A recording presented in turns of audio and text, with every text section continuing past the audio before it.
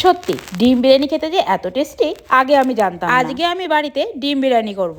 সুমি আমাকে ফোন করে বলল, মা আজকে আমি বাড়ি যাচ্ছি, তুমি কি রান্না করবে? ঠিক আছে, তুই যখন আসছিস তোর ভাইকে আমি পাঠাচ্ছি মাংস আনতে, তোর জন্য মাংস ভাতই রান্না করি। আমি ছেলেকে বললাম, যা বাবা মাংস আনতে যা, তোর দিদি আজকে বাড়িতে আসছে। ওর ভাই বলল, আসবে তো ঠিক, তুমি ভালো করে জেনে দেখো মা। বলতে না বলতেই সুমি আমাকে ফোন করলো, মা আজকে আসতে পারছি না মা, ওরা আমাকে যেতে দিচ্ছে না। ছেলে আমাকে বলল, মা তাহলে আর মাংস আনতে হবে না, দিদি আসলেই মাংস নিয়ে আসবে, তুমি অন্য কিছুই রান্না করো। কি যে রান্না করি এখন আমি কিছুই বুঝতে পারছি না। ছেলেকে বললাম, আজকে তাহলে ডিমের বিরিয়ানি করব। হ্যাঁ মা, তাহলে ওটাই করো, ডিম বিরিয়ানি আমাদের এখনো খাওয়া হয়। ঠিক আছে, তাহলে আমি ডিম বিরিয়ানিটাই রান্না করি। ছেলে আমাকে বলল, মা তুমি তাহলে রান্না করো, আর রান্না হয়ে গেলে আমাকে ডাক দিও। এই প্রথমবার আমি বাড়িতে ডিম বিরিয়ানি করছি, জানি না কেমন হবে। কথা বলতে বলতে দেখো এদিকে রান্নাও হয়ে গেছে, আর ছেলেকে ডেকে খেতেও দিয়ে দিয়েছি। ছেলে তো আমার খেয়ে অবাক, বললো মা দারুণ হয়েছে খেতে, তুমি একটু খেয়ে দেখো মা, তোমার হাতের ডিম বিরিয়ানি খুবই সুন্দর।